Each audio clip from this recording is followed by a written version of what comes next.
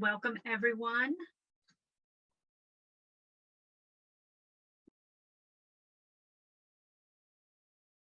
It's great to see so many familiar faces.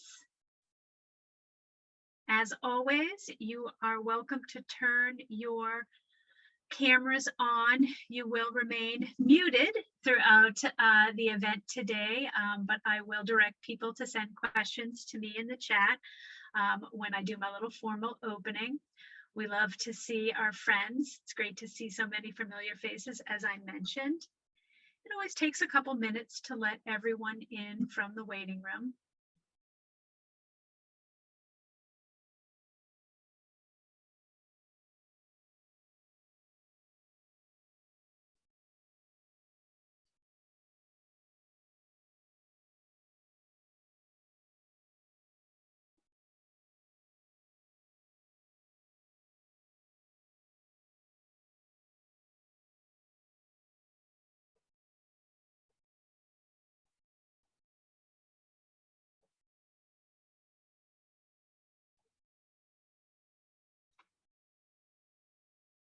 Ooh, we have people here from Canada, the Netherlands.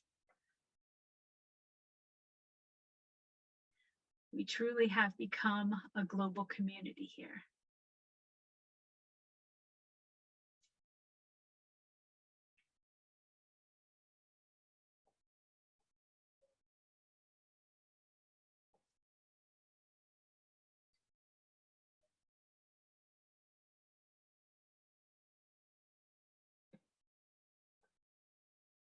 Let's see how we're doing with the waiting room.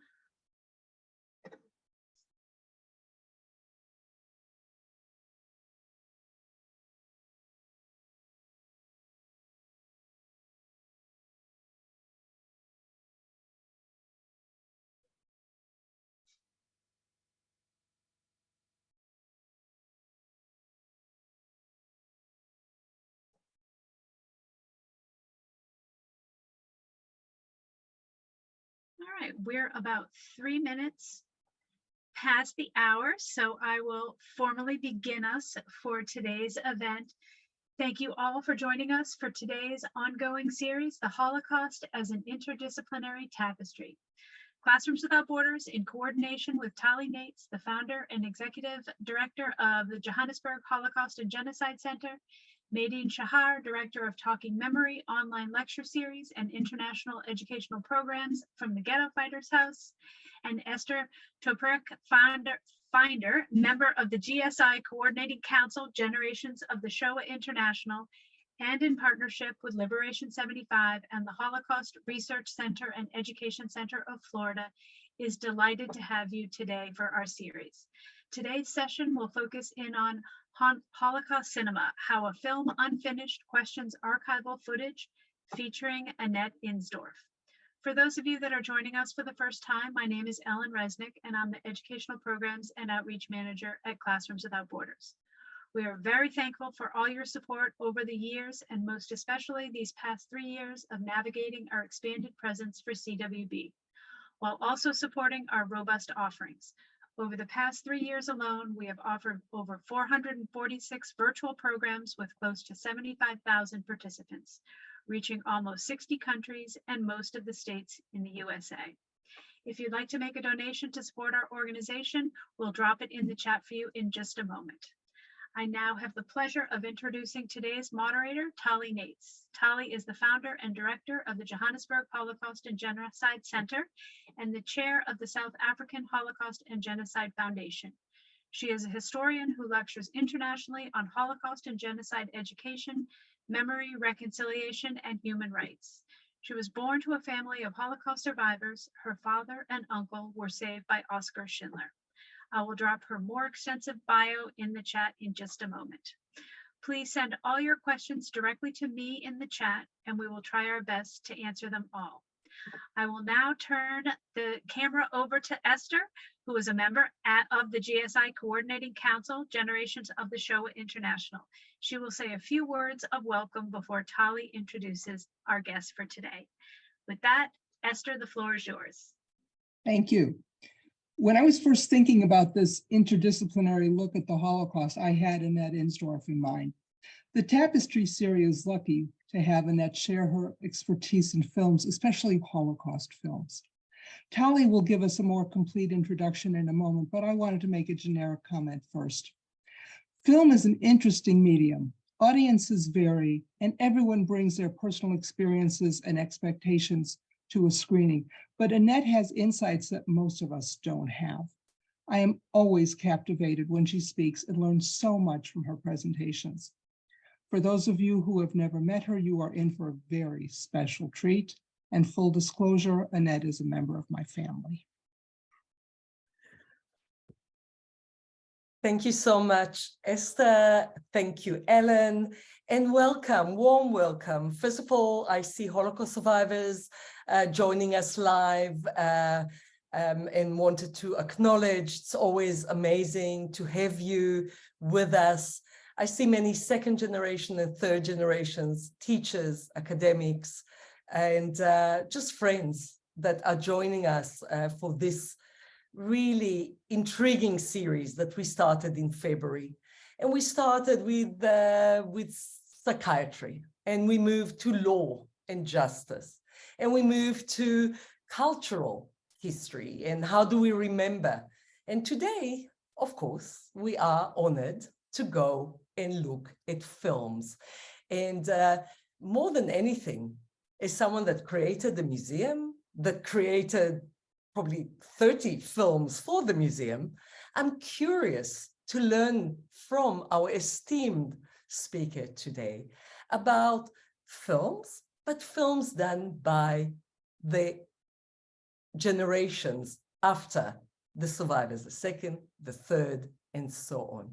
And with that in mind, we have an amazing scholar, Professor Annette Insdorf, who is a professor of film at Columbia University School of the Arts.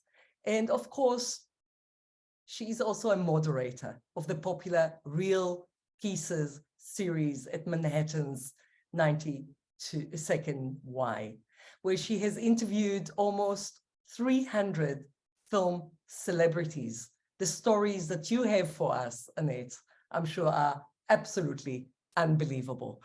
Annette is also an author. Please have a look when you see Annette. She is showing some of her books as well. And I hope that you managed to watch the two films that Annette will speak about, a film Unfinished and Numbered. The film Numbered will be available for viewing for another at least 24 hours. So if you did not watch it, please make sure to try and watch it. Annette, the floor is yours, and we will continue with the discussion and a Q&A after your contribution.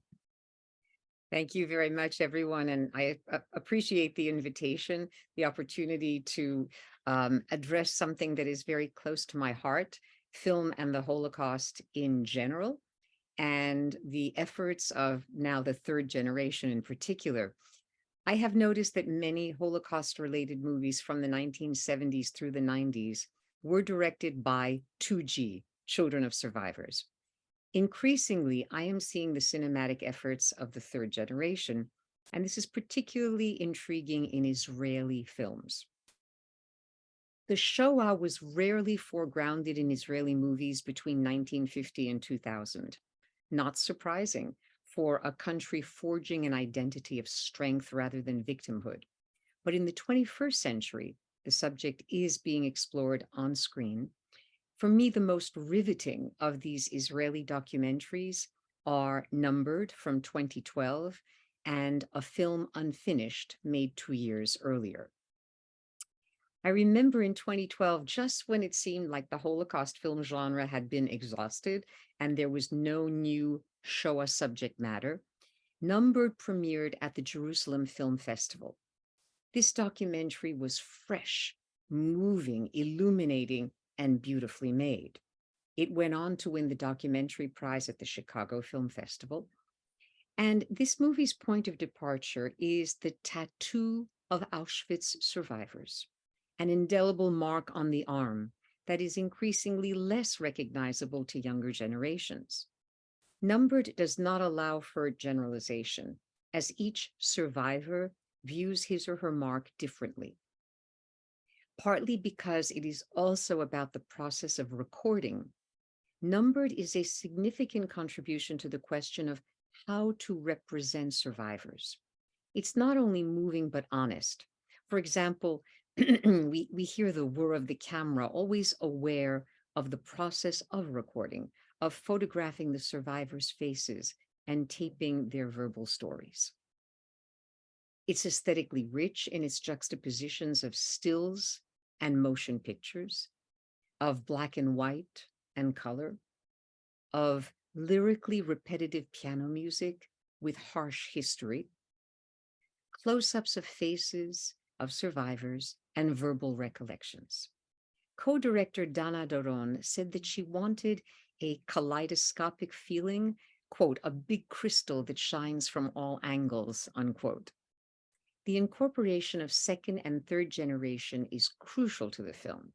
For example, we meet a woman named Hannah who feels that she should have a tattoo as well as what her father had. And we meet the grandson of a Greek survivor who gets a tattoo so that he won't forget the Holocaust. Number does not allow for generalization, as each survivor is different, unique. A Film Unfinished is the other riveting documentary I want to discuss today from 2010. It inserts itself into a rich tradition of Holocaust cinema. I find it significant for at least 4 reasons. Its perspective is female, third generation, Israeli, and fourth, the film is striking in terms of its style. As in Alain René's Night and Fog from 1955, archival footage is merely the point of departure for a contemporary interrogation of recorded images and their veracity. Yael Hersonsky's first feature-length film has a formal richness in the service of creating awareness. If it begins with the camera tracking forward into a corridor, the archival footage has the camera moving in a vital counterpoint from depth towards the screen. A Film Unfinished, like the camera tracking through it, actively penetrates space and time. It's a restless inquiry into the truth as well as the deception of documentary representation. Director Yael Hersonsky reveals the manipulations inherent in the footage of the Warsaw Ghetto taken by Nazis throughout May of 1942. We hear reenactments in Polish of the diary voice of Adam Czerniakow, the ghetto's Jewish council leader. We hear German reports about the filming in the ghetto from the only known cameraman, Willy Wist. And we meet ghetto survivors in an Israeli screening room reacting to the flickering images reflected on their faces. The juxtapositions are bracing. For example, Czerniakow's voiceover speaks of imminent deportation, while we see a staged scene of ghetto Jews dancing at a ball. This narrative strategy is appropriate to what Hersonsky called the battle for the narrative. The filmmaker incorporates various forms of documenting, whether written journals of Jews in the ghetto, Nazi cameras, close-ups of the typewriter keys for German reports, or the film's own female voiceover narration. One can appreciate that this cinematic inquiry might be personal. Hersonsky's grandmother was imprisoned in the Warsaw Ghetto, but its wide-ranging importance lies in its objective questioning of images. It makes a necessary distinction between reality, that which is recorded, and truth, which often eludes the frame. Even if it seems like there's nothing new to say about the Holocaust, at least cinematically, young Israeli filmmakers are exploring the subject in ways that are original, stylistically rich, and philosophically meaningful. I find Numbered and A Film Unfinished deeply connected. They're not simply Israeli documentaries about the Holocaust. Both explore the traces that remain from the early 1940s. They offer a glance backward, anchored in evidence, whether that evidence is a tattooed arm or archival footage. First, in terms of numbered, I should say that when I was writing the second update of my book, Indelible Shadows, Film in the Holocaust, that's the third update, I came across one documentary and two fiction films of note from Israel. Because of that war, a documentary from 1988 was directed by Orna Ben-Dor-Niv, a child of survivors. It was for the Israeli Film Service, focused on a popular rock duo whose songs are rooted in their parents' Holocaust experiences. Its point of departure is a record album called Ashes and Dust. The film traces how singer-composer Yehuda Poliker and lyricist-producer Yaakov Gilad transform Holocaust stories, as well as childhood memories and fears, into art. 1 year earlier, in 1987, director Tzipi Tropei made Tel Aviv, Berlin. This fictional drama develops a similar theme through the tormented character of Benjamin, a Berlin Jew who escaped from Auschwitz and ended up in Tel Aviv. He marries Leah, a rather plain woman who came to Israel from Poland before the war, and they have a daughter. But Benjamin's German roots become increasingly palpable in the late 1940s, creating a tension between cultural and religious identity. He becomes obsessed with two people who represent his past. Beautiful Gusti is also an Auschwitz survivor from Berlin, and Jacob Miller is a former concentration camp capo. Benjamin is so irresistibly drawn to loving Gusti and to killing Miller that he virtually abandons his wife and child. His ineradicable Berlin identity, a class difference expressed by his wearing a hat and bow tie or listening to German music, that overwhelms his adopted Israeli identity. But at the end of the film, when he confronts Miller with a gun, director Tropei implies that it liberates Benjamin to some extent from his ghosts and that he might return to his wife.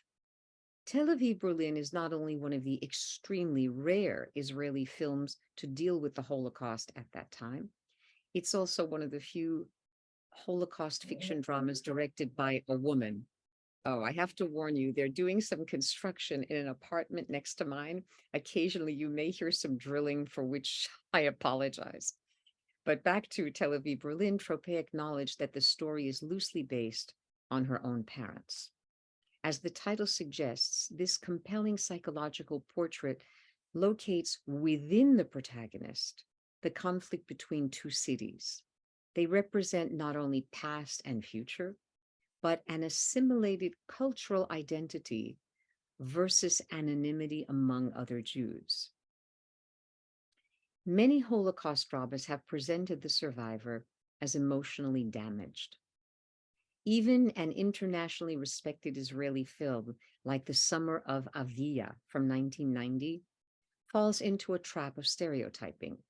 The semi-autobiographical novel of the Israeli actress Gila Almagor was the basis for her screenplay, co-written with Chaim Buzaglo and Eli Cohen, the film's director. She also stars as Henya. This moving drama of the tense relationship between a survivor mother and a young daughter is told from the perspective of the now grown Avia. She narrates how the summer of 1951, when she was 10, began with the mother, Almagor, attending her boarding school play. The effect of the presence of Henya, a survivor who has been in mental hospitals since the war's end, is to render Avia suddenly mute. When her mother discovers lice on her, she takes Avia home and brutally snips off all her hair, making her look like a concentration camp inmate. The bald daughter of the crazy partizanka, as Henya is called, well, she's ostracized. By the end, Henya's mental condition deteriorates, and Aviva must return to boarding school. In the background of this film is the lack of understanding that Holocaust survivors encountered from other Israelis. By 1995, Eli Cohen directed Under the Domim Tree, the sequel to The Summer of Avia, again adapted from Gila Almagor's novel and script. This Israeli drama traces Avia's coming of age in a state-run boarding school. The same actresses play out the continuing tension. Henya is in a psychiatric hospital, but the focus shifts to Avia's friend Mira. This abused orphan is claimed by a couple as their daughter, but she refuses to have anything to do with them. They go on trial, and just as the judge is about to order Mira to return to them, she remembers her real name and family. The adjustment is difficult for her as well as the other Polish Jewish orphans, but the film's central metaphor suggests optimism. Their beloved gardener Wim has planted tulips under the domim tree, despite the assumption that nothing can grow there. The last scene, of course, shows the flourishing tulips in the hard land, an image of regeneration that is, among other things, an antidote to Henya's hospitalization. When I interviewed the great documentary director Aviva Kempner, she said that Israeli cinema has an even more egregious stereotyping. And I'm quoting her, "Although The Summer of Avia is a brilliant film, I was disturbed to learn that Gila Almagor's mother was not, in fact, a survivor. Can't someone go insane without being a victim of the Holocaust? It's even worse in the wooden gun, continued the producer of films like Partisans of Vilna. She's, I think, quite perceptive in saying the following.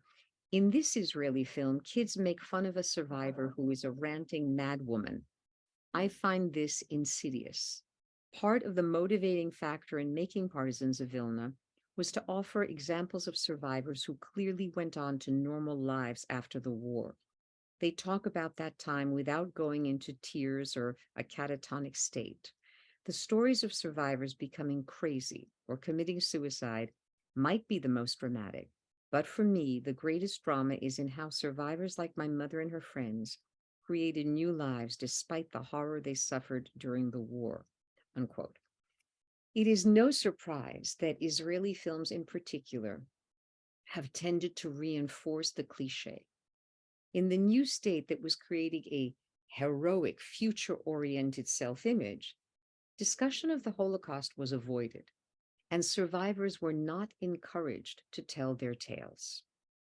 An article entitled Circle of Pain in the magazine Inside Out in 2000 tells of a study that was done at Hadassah University Hospital in Jerusalem.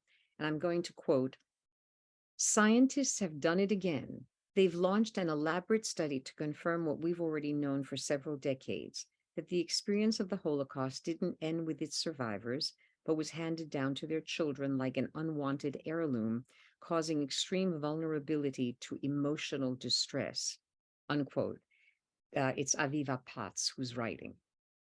Published in the American Journal of Psychiatry, the study of Israeli second-generation members diagnosed with breast cancer found that, quote, "The children of Holocaust survivors scored much higher on tests for depression, anxiety, hostility, and negative feelings than patients in the control group," unquote. Curiously, the author does not make a crucial point that is obvious from one of her examples. Quote, "Her parents never talked about their experiences, but somehow Michaela knew they suffered from an inconsolable anguish," unquote. If there is trauma for the child of the Holocaust survivor, isn't it more likely to come from silence than from genealogy, from secrecy rather than awareness? Well, this is the background for Numbered from 2012. Co-directors Dana Doron and Uriel Sinai had never made a film before. Sinai is an Israeli photojournalist. Doron is a medical doctor. The film originated in the emergency room when Doron was taking blood from a woman with a tattoo on her arm. And when Doron asked what were her symptoms, she simply held out her arm. And Doron said it felt like ashes from Auschwitz were on her flesh. Later, her daughter arrived and apologized, saying that her mother often goes to the ER when she needs to talk. Doron's grandmother was a Holocaust survivor who died when she was 8. Once she and Sinai got a Canon camera, they worked nights and weekends. The film took 3 years of research and shooting. Sinai insisted on doing black and white portraits on film with an old camera, for which it was hard to buy stock. And when they began doing the portraits in 2009, they figured there were maybe 50 survivors with tattoos in Israel. Later, they learned that there were about 5,000 in Israel and 10,000 in the world. But by 2012, there were only 2,000. And of course, the number has diminished in the past 10 years. For example, the character, the feisty shopper Zoka, she died in 2012. Numbered begins with printed lines of a survivor vis-a-vis his tattoo, reminding us all that in the beginning is the word. And the last line is followed by a number, which turns out to be from the famed Italian writer Primo Levi. The line is, "With time, my tattoo has become a part of my body. I do not display and I do not hide it. I show it unwillingly to those who ask out of curiosity, readily and with anger to those who say they are incredulous. Often young people ask me why I don't have it erased. This surprises me. Why should I? There are not many of us in the world to bear this witness," unquote. And then in Numbered, we see black and white stills of these elderly individuals. Color enters when each survivor identifies himself by number, and the lyrical music of Isar Schulman sets a wistful tone. Auschwitz and its subcamps were the only camps to tattoo prisoners, beginning in the fall of 1941. Approximately 400,000 serial numbers were printed, mainly on left arms. This is a bit personal for me because I can't forget that my mother's own number was A22971. Only prisoners selected for forced labor were assigned tattoos. Those who were sent directly to the gas chambers were not. And I always assumed that A meant Auschwitz and B meant Birkenau. But one of the survivors in the film says it was arbitrary, quote, "Nobody can explain the system. Some survivors have only numbers," unquote. Numbered includes amazing tales, such as 3 men with consecutive numbers, 4, 5, 7, shown together in the present. And actually, one number is missing. Doron said that he didn't want to appear.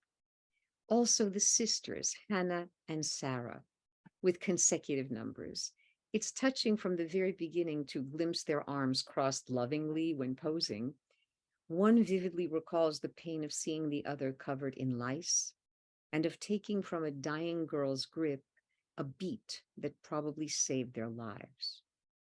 Also touching is Tzvi and his wife still kissing, recalling how she aggressively embraced him in a kibbutz. It was his first kiss and he fainted. What a spectrum of response these survivors have to their tattoos. The journalist Ruth Bondi had hers surgically removed at a time when the image of Holocaust survivors was uncomfortable. It was a country creating a mythology of heroism. The ironic Daniel sees it as a medal, a mark of celebrity and superiority. Zoka won't say the number in Hebrew, only in German. She also says that the number gave security because it meant that you could work. And later she recalls extending her inner arm so that the tattoo wouldn't be seen in the future. My mother's tattoo was also on her inner arm. Zoka was 16 when she was taken to Auschwitz. She's a widow whose son was severely injured in Israel's Yom Kippur War and says that she denies herself nothing. And the film follows her on that shopping spree before Holocaust Remembrance Day. There's also Gita, an endearing presence, whether apologizing for inadvertently making a face before the camera or singing a Serbian song. Later, the film accompanies her visit to the grave of her husband, Simo, who died in 2006. At the end of the film, when the survivors all hold up their arms, it feels like a salute. And Daniel says to raise the other arm or it might be seen as a Heil Hitler. Daniel is perhaps the most memorable character and the most public one. We see him visiting a class, watching a documentary about him and discussing it afterwards. During the Q&A, a student asks if joking is his way of coping with the past. Daniel dismisses this, emphasizing his happiness having children and grandchildren in Israel. As he puts it for me definitively, life is a one-way gift. Why let it go to waste? The final sequence of Numbered is overwhelming, reuniting the approximately 30 tattooed survivors for, quote, group portrait day.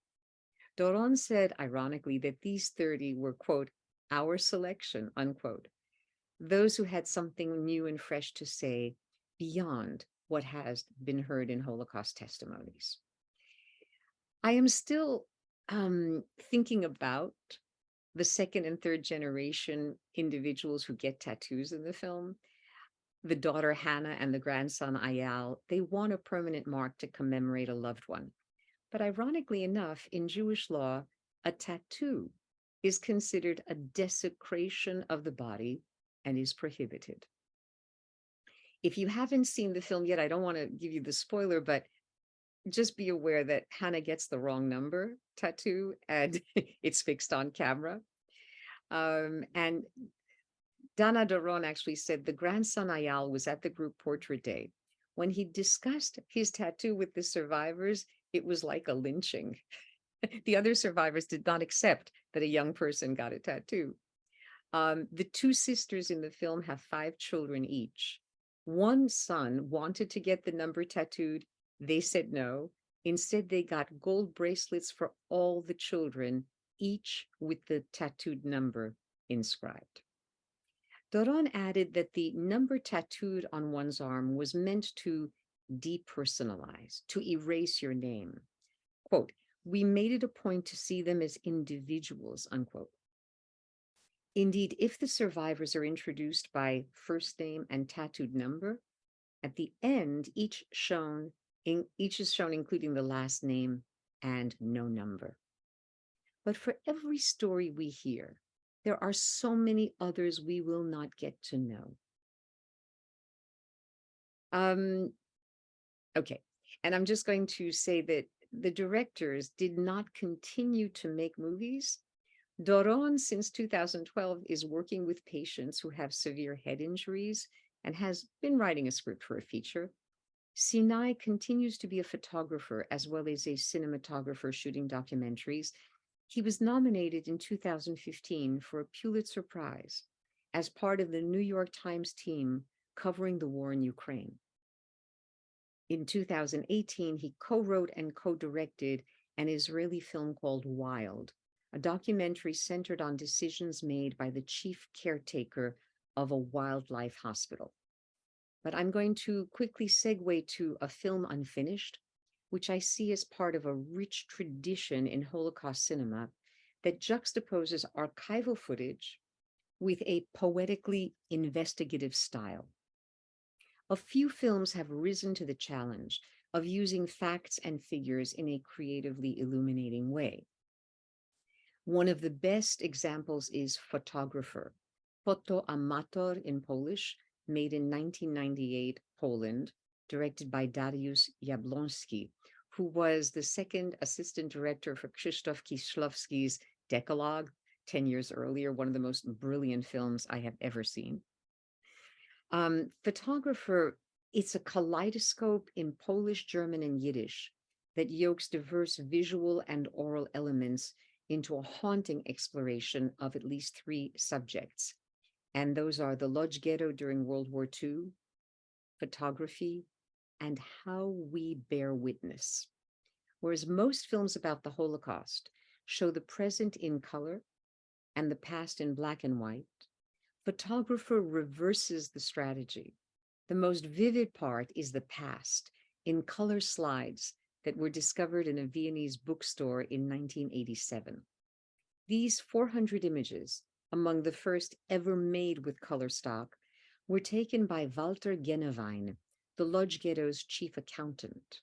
He was an Austrian national appointed by the Nazis to ensure maximum productivity in this prison. From 1939 to 1944, the Lodz Ghetto was the largest work camp established by the Nazis for Poland's Jews. As many as 300,000 slave laborers for the Nazi war effort were imprisoned there at its peak. The focus of Yael Hersonsky's A Film Unfinished is footage taken of and within the Warsaw Ghetto rather than the Lodz Ghetto. She did extensive and intensive research for 2.5 years, tracking down material that surfaced long after 1945. For historical context, I read Ian Buruma's excellent essay, The Twisted Art of Documentary, published in the New York Review of Books in November 2010. He wrote the following, which I will quote directly. One of the things Bud Schulberg turned up in the fall of 1948 from an archive in Soviet-occupied Babelsberg, site of the famous UFA movie studios, was a two-reel film shot by German cameramen in the Warsaw Ghetto. Presumably, this was from the same cache that was uncovered by East Germans less than 10 years later, part of an unfinished Nazi movie made in 1942 entitled Das Ghetto. The ghetto occupied less than 3% of the city land. Some 450,000 Jews were squeezed into filthy tenements, often without water, heat, or sanitation. By the time the ghetto was liquidated in April 1943, 100,000 had died of hunger and disease. That the movie had been made for propaganda purposes is clear, unquote. And by the way, this leads me to a PS, namely that a new documentary, Filmmakers for the Prosecution, has been released in early 2023, and it recounts how two American filmmakers rescued film evidence from destruction in order to convict the Nazis at the Nuremberg trial. These heroes were brothers Bud Schulberg and Stuart Schulberg, serving under the command of OSS film chief John Ford. Like A Film Unfinished, it explores the role of archival footage as historical witness. Yael Hersonsky's project began in 2006 after she wrote an essay about archives. She contacted the prominent Israeli producer Noemi Shori, who had completed a vast project for Yad Vashem that consisted of over 100 archive-based short films. Shori gave her a list of materials to watch, as well as a diary that was written inside the Warsaw Ghetto by a 15-year-old Jewish girl. It described, among other things, a Nazi film crew making a propaganda film inside the ghetto. A month later, Hersonsky traveled to the Yad Vashem Visual Center in Jerusalem to watch the 62-minute rough cut of the propaganda film. In her words, the effect was shocking. I interviewed her in April of 2011 when she recounted how 3 DVDs were handed to her in a dark Berlin bar under the table. She said she observed and absorbed the images till she could articulate her questions. The original texts and diaries were hard to track down because the translations changed. She filmed the survivors of the Warsaw Ghetto first because she was afraid they might not remain alive. The film became an Israeli-German co-production, but the German producer was suspicious of her being too young. So Yael Hersonsky had to show a rough cut before she was allowed to finish shooting. There was a completely written screenplay, and she created storyboards from Googling images online. She had 3 rough cut screenings, of which the second was, in her opinion, a disaster, overloaded with too much material.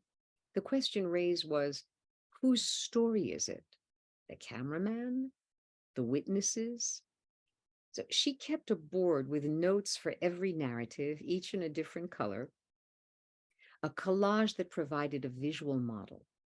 And then there was the question of the soundtrack, about which she said, you need a musical guide working with silent footage to have a rhythm for the scene. And she used Philip Glass's repetitive, minimalist music in the first stages. She recalled that her original music score was rough, like glass scratching, and too intrusive. So with her composer and sound designer, she aimed for a soundtrack that was not realistic. Rather, as she put it, sound as a metaphor of sound, as she tried to maintain a distance between the viewer and the image. At times, a film unfinished leads us to dismiss the sequences staged by Nazis as mere propaganda. The inclusion of long-lost outtakes that weren't meant to be used is crucial, especially 3 staged takes of 2 boys in front of a butcher shop. And if you have ever seen the magnificent fiction film Korczak, directed by Andrzej Wajda in 1990, also set in the Warsaw Ghetto, the footage of Schultz's restaurant brings us back via obviously staged scenes of well-dressed Jews eating and drinking delicacies while a female performer dances and sings. In other words, if you've seen Korczak, you saw a fictionalized version of the cafe in the Warsaw Ghetto, but in a film unfinished, you see the actual location, but with staged scenes. At other moments, for example, when skin and bones slide down a chute in the mass graves towards the end, a film unfinished challenges us to look at the horrifying demise of Jewish victims. We're led to identify with the female survivor in the screening room who covers her eyes when piles of corpses are shown on carts. And then she says, "Today I'm human, I can cry." I'm reminded of Daniel in the film Numbered saying at the cemetery that he will be the first person in his family to be buried in a casket. About halfway through A Film Unfinished, we see the documentation of child smugglers forced to reveal the food hidden under their clothes. The term for these images is distressed footage. What could be more appropriate to the form and the content of the vulnerable images than distressed footage? After all, filmmakers can say, we shoot, process, filter. Isn't this also the language of destruction and indifference? Central to A Film Unfinished is an interview with Willie Wist, who was the cameraman and then questioned in a post-war court. The scenes with Wist are a reenactment. The bespectacled man that we glimpse only in fragments is the German actor Rüdiger Vogler.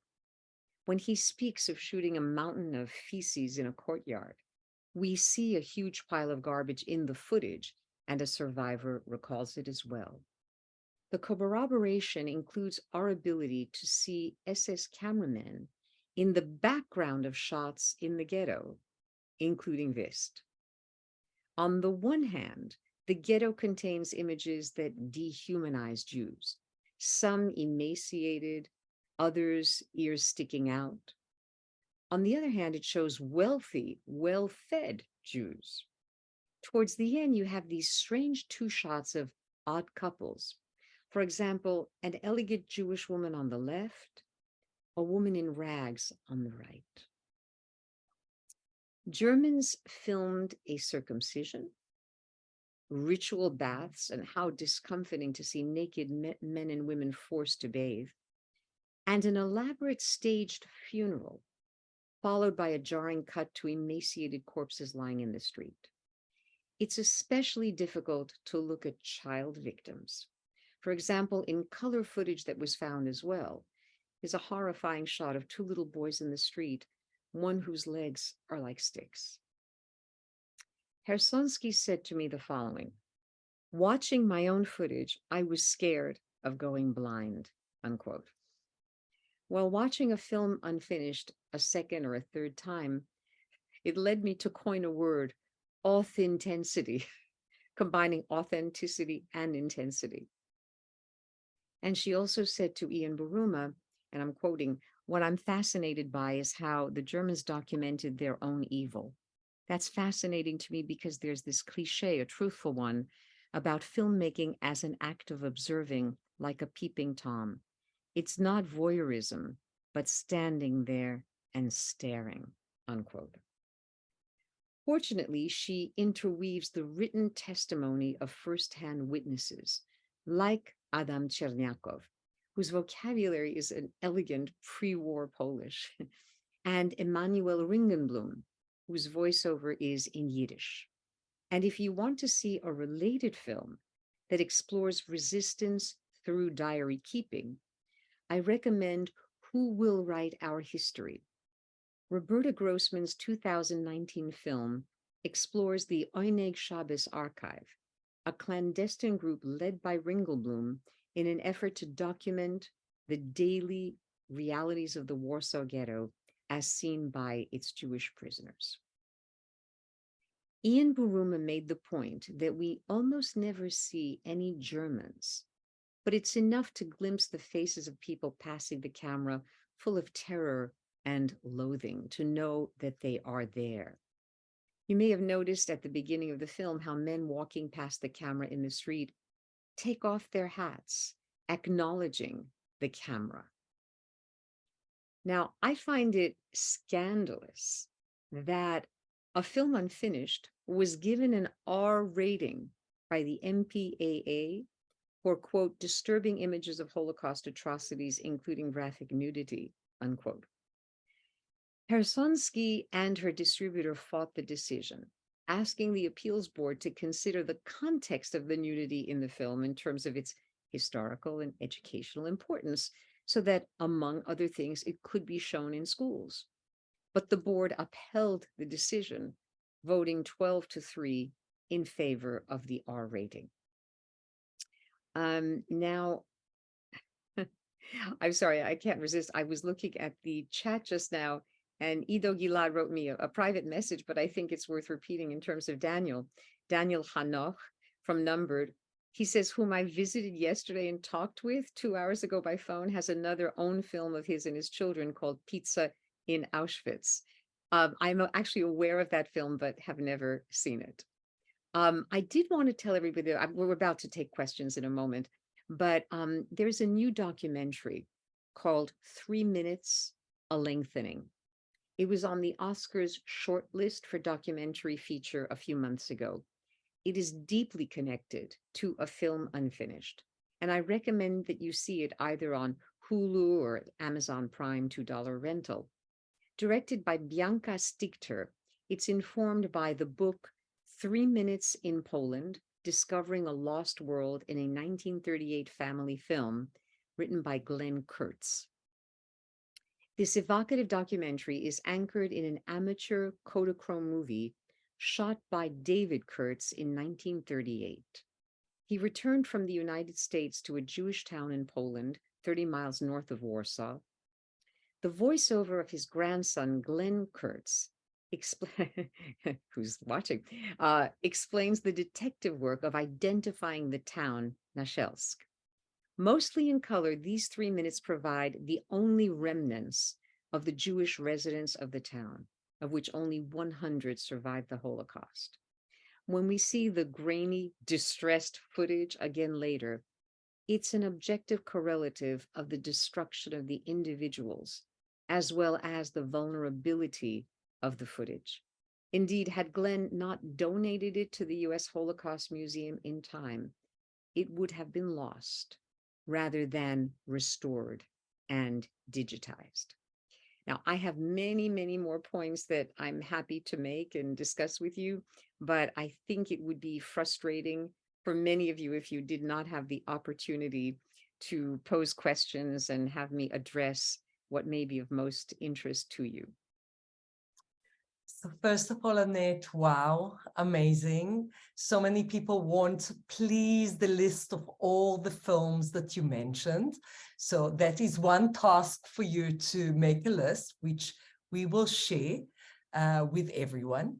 We have two amazing guests. One you discovered is with us, Glenn Kurtz, of course. And hello, Glenn. It's wonderful to have you, and your film and your book are important. And thank you, Annette, for mentioning. I have to tell you, I had no idea that Glenn Kurtz was part of this event. I was just mentioning it because it's probably the best recent Holocaust-related documentary that I've seen.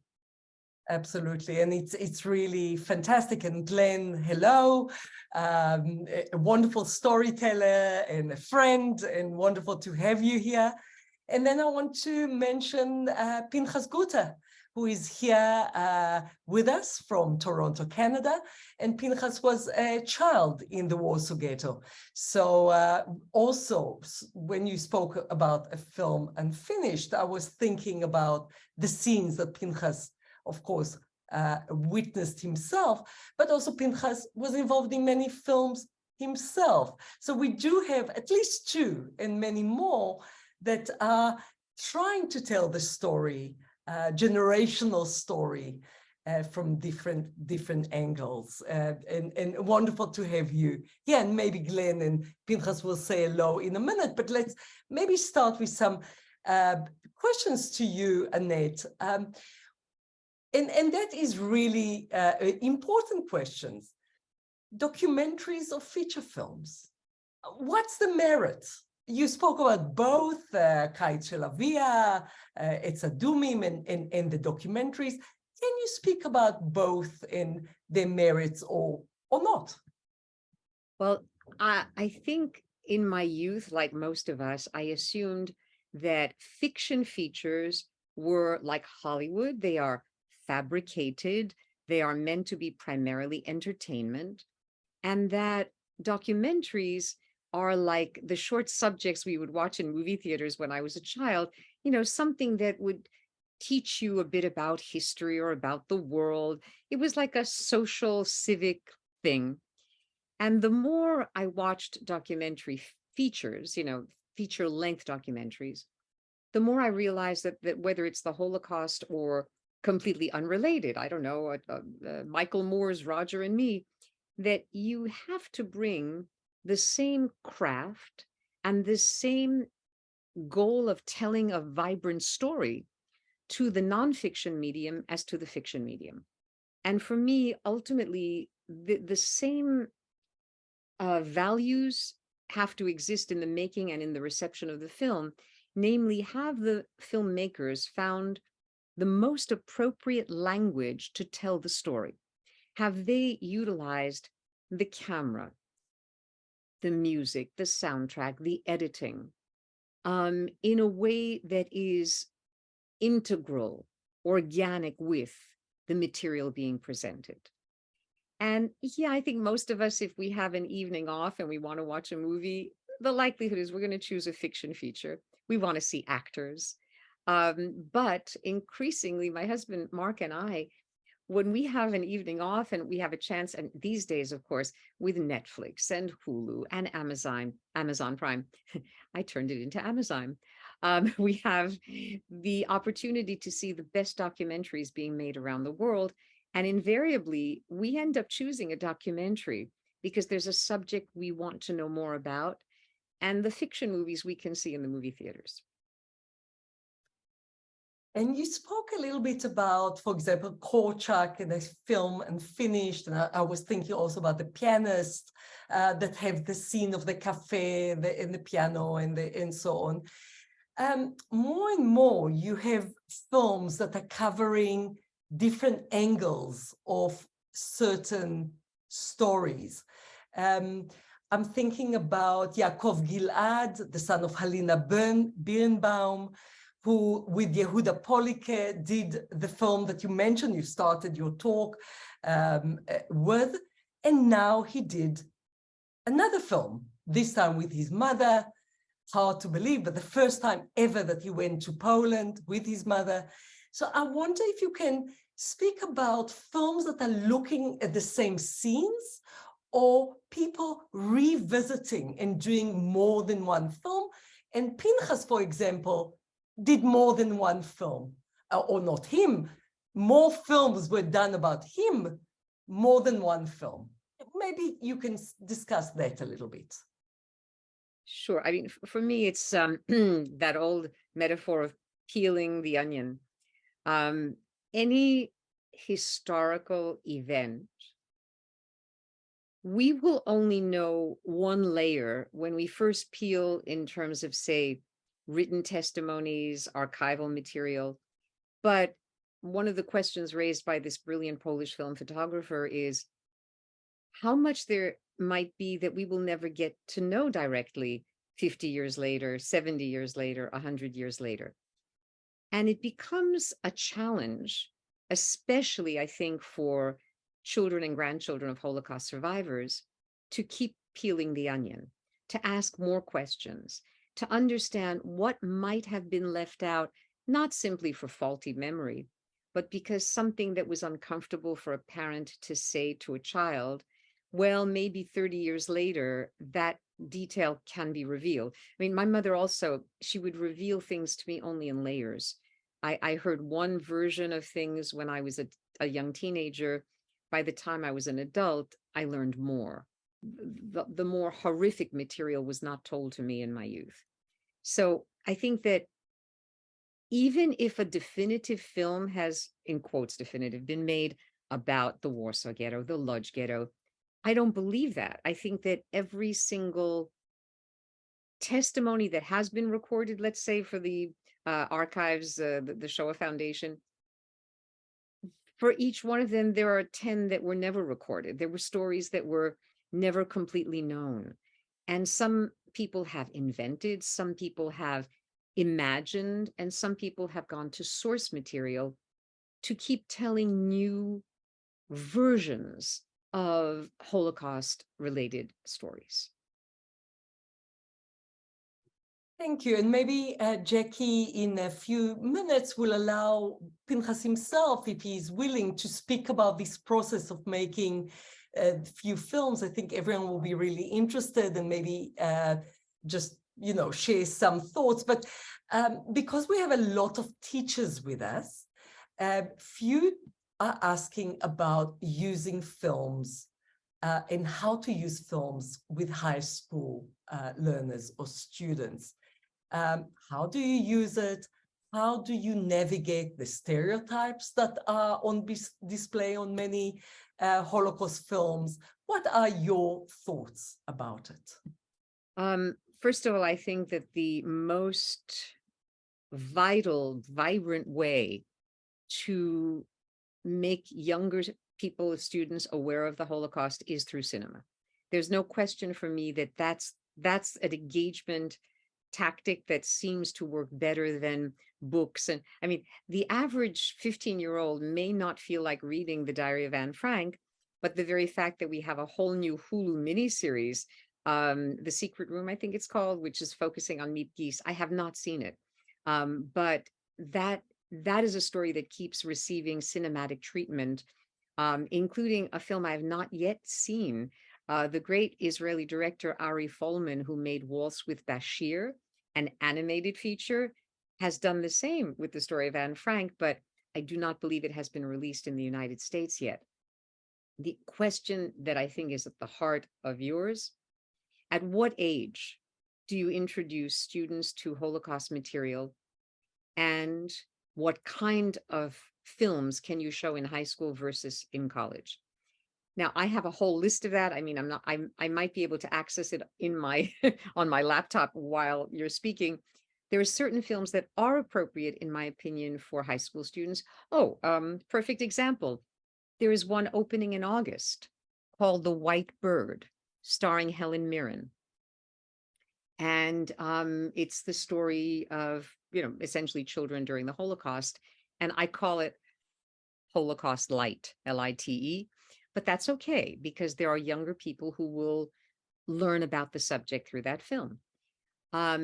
In college, by the time that one is 18, 19, I believe that we should assume they are sufficiently adults. I mean, after all, these days, young people can see anything in the world on the internet. This is not like 20, 30 years ago when they weren't exposed to violence and atrocity as a daily thing. And I remember I showed Night and Fog when I first started teaching at Yale University. But this was around 1980, let's say. Students were horrified, they were shocked. The consciousness of the Holocaust, the cultural centrality of the Holocaust in the United States was not yet the case. So a few students cried, a few students I had to talk to afterwards. Now I show Night and Fog in my classes, and the students are familiar with the language, with the iconography of the Holocaust, with the template of trains and barbed wire. And I think it's as long as you provide I hate the term trigger warning, but as long as you provide some sort of trigger warning for college students and beyond, telling them be prepared. There is, footage of corpses. There's this. It is a way of not only creating awareness, but of creating sympathy, of triggering an emotional understanding of horrors that took place, which did exist, and whose impulses can be seen around the world still today.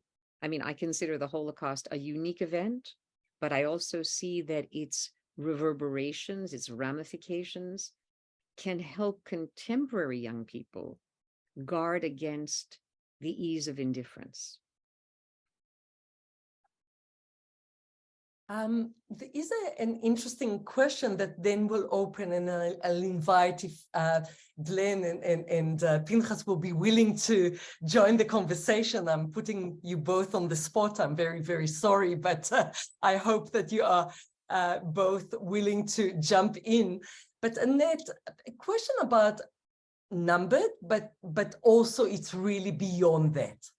For example, in numbered, they only showed a certain age, a certain image of the survivor. There was no picture from before the number, when it was a human being without a number, and no pictures of a young man, no full story. It was really just one-sided. And, the question is, how are these decisions made? What are we losing out of the decisions? And then maybe I'll ask Pinchas and Glenn, because you had to make many decisions, those choices in those films. How do you make them? How do you go through to get to the complete film and see it as you spoke about a script, but a script that you are happy with. So maybe you can start, and Jackie, if you don't mind, to then bring Pinchas and Glenn into the conversation. Two things that I think are crucial. In terms of survivors of Auschwitz, it would be ludicrous to assume that all of them have photographs of themselves before the war. The thing that I believe my mother suffered from most in her life, I mean, her mother, my grandmother, died in Bergen-Belsen 11 days before the liberation. So my mother was devastated by that fact, but that she did not have photographs of her mother. She had only one, and she lost it. She would never let it out of her possession, but once her bag fell from a ski lift and she lost it. And documentation of individuals before the Holocaust, it's a luxury when somebody has that. That's the first point. The second point is that the approach of numbered is kaleidoscopic. They had more than 30 survivors that they photographed with tattoos. And I think it was the right decision to not invoke the past with any sort of, archival footage, because everything in that film is very much in the present. I won't say that Claude Lanzmann's Shoah is directly relatable to numbered, but I will say that his insistence upon having no archival footage, no flashbacks, nothing from the past in Shoah, all 9 hours. Everything is the present. That is, I believe, the strategy behind Numbered as well. Wonderful. So Annette, we have Glenn Kurtz with us and Pinchas Guter with us. And let's see if they are managing to unmute themselves. And just to hear from both of you, if you can unmute yourself, maybe Glenn, because your film is just very recent and getting so much attention, maybe just reflect on some of those questions that I posed to Annette and specifically the choices made in your case. Sure. Well, first of all, thank you for inviting me to speak. And Tali, it's great to see you. And Annette, it's always a delight to hear you talk. I learn something every time, and I'm just grateful. Yeah, I mean, the decision of what to include in my film in some sense was reversed because there was so little to start with. We have 3 minutes of home movie footage, and that's everything. And I think in my book, and then also in Bianca's film, the approach that we took, which just happens to be very congenial to me, is rather than trying to bring in the whole story somehow, rather to dive deeply as possible into the smallest things. And of course, in my book, you know, because this was the only evidence that I had to start with, every single thing in that film had to become, you know, was potentially important, from the numbers on the, you know, buildings to, you know, the buttons on people's clothing. And the question was, is it possible to draw meaning out of each of these, you know, details that we would normally overlook, and that in a film or a book that's trying to sort of tell the big picture, you're going to have to overlook because these are meaningless details from that perspective. And we just try to take it from the other end and think, you know, there's no detail that's meaningless. How much information is packed into each detail. Yeah, and in a way, it's like a thriller, you know, to try and find out the grocery shop and what is it and the name and all the details. So it was done very successfully. Pinchas, such an honor to have you, and thank you for unmuting yourself and joining us. Pinchas, maybe reflect a little bit. I mean, you were involved in many films, and of course, you are the new dimensions in technology, the first one that students can speak to. So maybe chat to us a little bit about your thoughts of Annette's points and answers. Well, first of all, I just want to thank Annette for whatever she, you know, her whole program that she spoke about, because it was really fascinating to listen to her. I have never listened to her before. Dorothy has, but I haven't. And I really found it extremely fascinating to listen to her talking about the different films. I have attitude towards films about the Holocaust, obviously. Now, when I was asked to go and make the first documentary to Poland with Stephen Smith, and it was called The Void, what I was interested in is to, first of all, because I'm so concerned about the veracity of my memory, is that I wanted to go and see all the fantastic things that I experienced before the war. So I went to Krakow, and I didn't go to Auschwitz. I went to Shavnica, which was the place where I spent on the mountain 6 months recovering from pneumonia, living with Polish górale, and listening to music on Sundays. You know the story, and so forth, and to make sure that the church was still there, and even the music, which I remembered, was actually still livid in my mind. So the aspect of me, I try to first of all make sure that whatever we are going to show or I'm going to speak about is going to be absolutely correct as far as my memory was concerned. And I also wanted to experience the wonderful things that were there before the war. And when I got to Warsaw, of course, I started being terrified, because when I went to the Jewish Historical Society offices and I saw some of the pictures which I, experienced myself, it was extremely difficult. But I just want to make one point about the film about the Warsaw Ghetto that was made by the Germans, is that life in the Warsaw Ghetto was so schizophrenic that although I started off when I came to Warsaw, from Łódź when I was 8 years old, by the time the deportations in April 19th and the uprising, which I was 3 weeks in a bunker, I was 11, that it doesn't actually, I think that the reason why they didn't finish it is because in actual fact, it was almost real, and they couldn't finish it because they felt that it was real, and that and they didn't want to show that kind of reality, because you remember when I was talking about the Warsaw Ghetto, or in some other documentary which was made by the Hebrew University, I was running around looking for bottles for my father, who was making wine from raisins on the black market.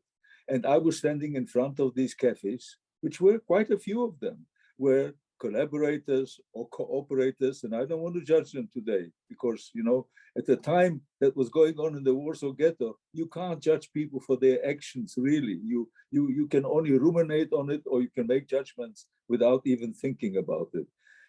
So I used to stand outside these cafes, and the dead bodies were lying on the ground.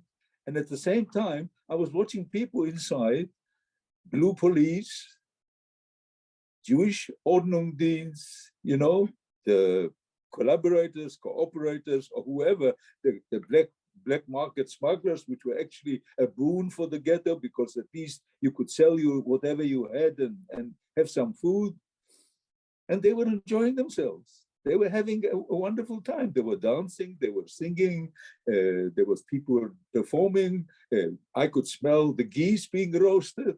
And, I didn't have any to eat at home, but I was never hungry to the Warsaw Ghetto. My father made sure that my sister and I, the twins, that we were not hungry. I don't know how he managed to do that, but he did that.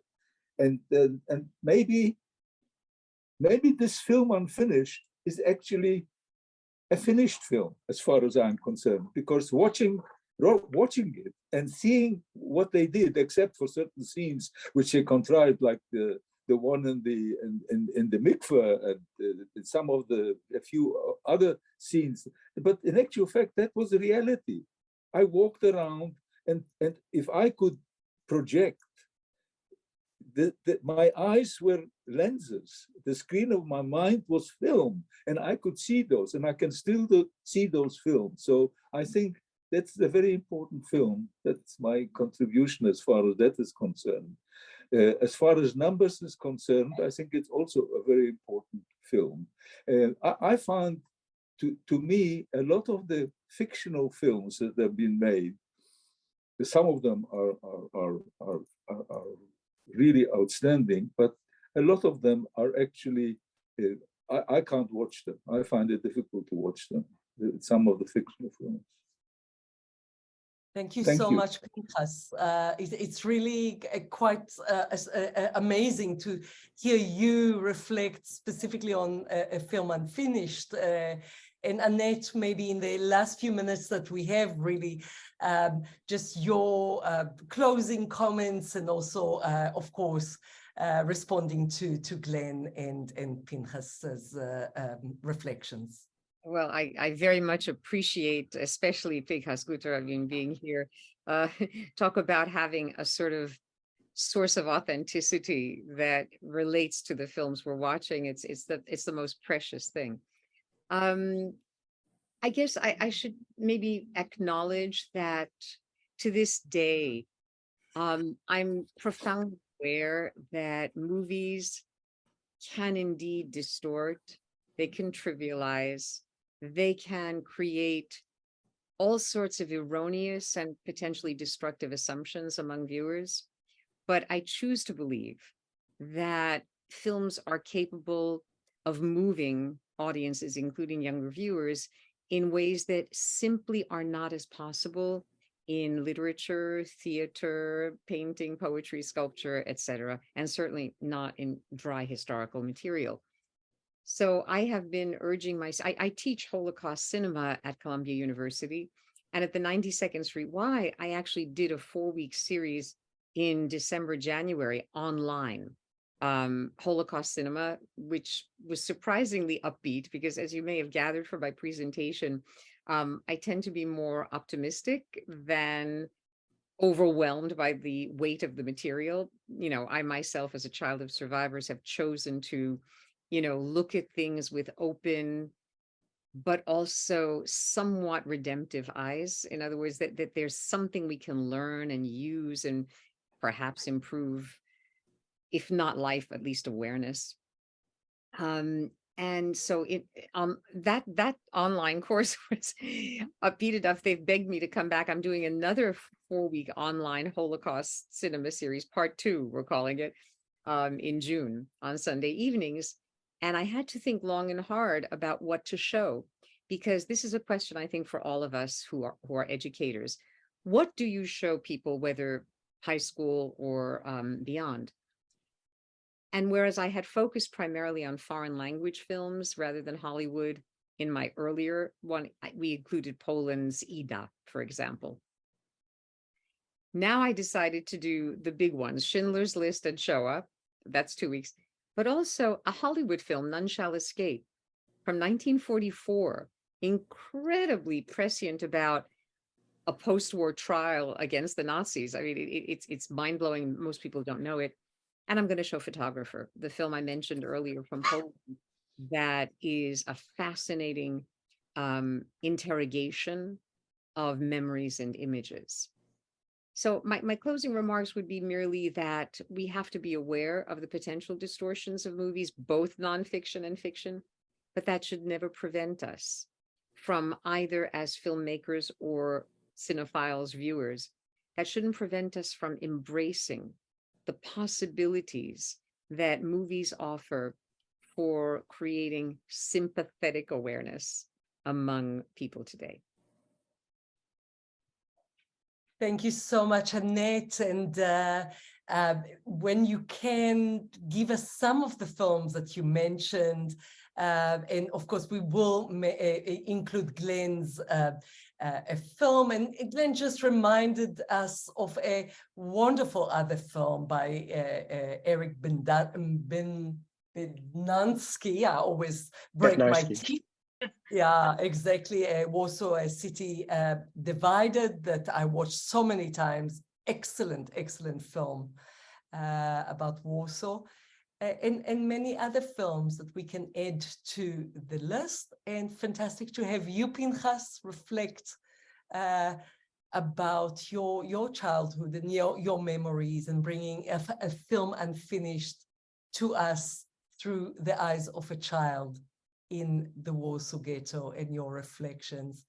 Annette, thank you. Learned so much from you. And I hope that our learning from you will happen again in the very near future. Ellen, back to you. Absolutely. So I will formally close us out for today. Thank you very much, Annette.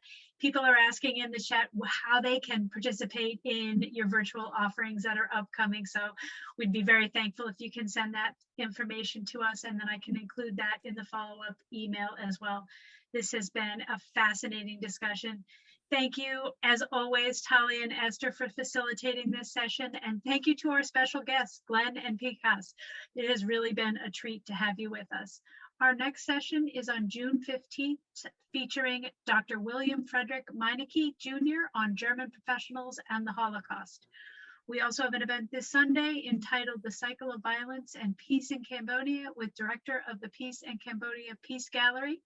And our post-film discussion is scheduled for June 8th, featuring the trilogy Traces, Portrait of Resistance, Survival, and Resolve. As always, the link for this series remains the same. We hope that we'll see you again next month and then again in the fall as we continue this series. Stay safe, stay healthy, and we'll see you all again soon. Bye, everyone.